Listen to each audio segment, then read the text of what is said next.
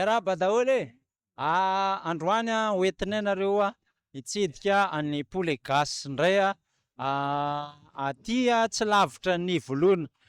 Mandroso kely avy eo am-pont Ivoloana raha mandray avy any Tamatave zany de mandray ny RN5 route nationale numéro 5 ohatrany hoe andeha hoany Folo Pointe de afaka kely nitetezana Ivoloana fotsiny de misy an'ity toerana mahafinaritra aty na fianakaviana na couple na hoe mandeha irery mba te haka calme hihinana tonona koa na endina koa. Tena hoe toerana mahafinaritra aty andao fa ny vidéo no avelantsika hanazava azy.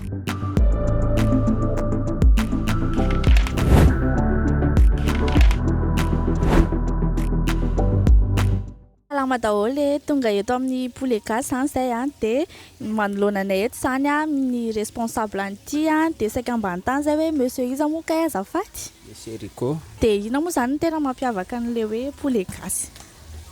Ny mampiavaka anay zany voalohany zany le akoho zany tena gasy bio, akoho gasy bio.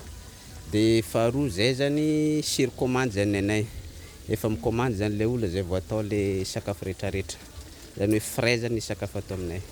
De aiza moa zany tena repère sy hoe tena ahitana an'le toerana aty satria hitako mahaliana olona be dia be manko le izy sady be dia be ny olona tonga aty na couple na fianakaviana na ohatran'izany.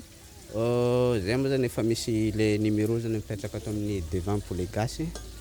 Efa isaka zay misy mandalo zany lina de maka le numéro de iny foana zany afaka zarazaraina.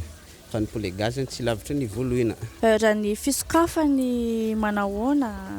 Misokatra foana ve sa hoe misy midy rehefa weekend ohatr'izany? Misokatra foana zay sanandro. Misokatra manomboka maraina ka hatramin'ny 7 alina fa arakaraka ny client. Zay tsy manora client fa mena fafampo izy arakaraka ny ora fidian'ny client ny ora ifodianay. Mahafinaritra kosa zany fa zay zany mampiavaka anareo de ina ny teneny monsieur anazy ohatra?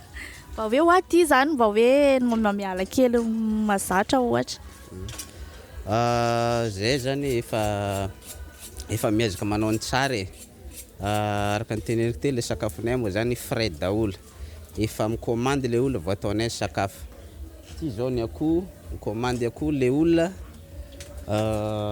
mety zay andrahoana ananjy fa le vidiny foana anankiray ihany vidiny. 28 000 ariary ny vidiny akoho ray. Fa zay tianjareo andrahoana ananjy na saosy na endasina na rôti na korony de ataonay daholo izy.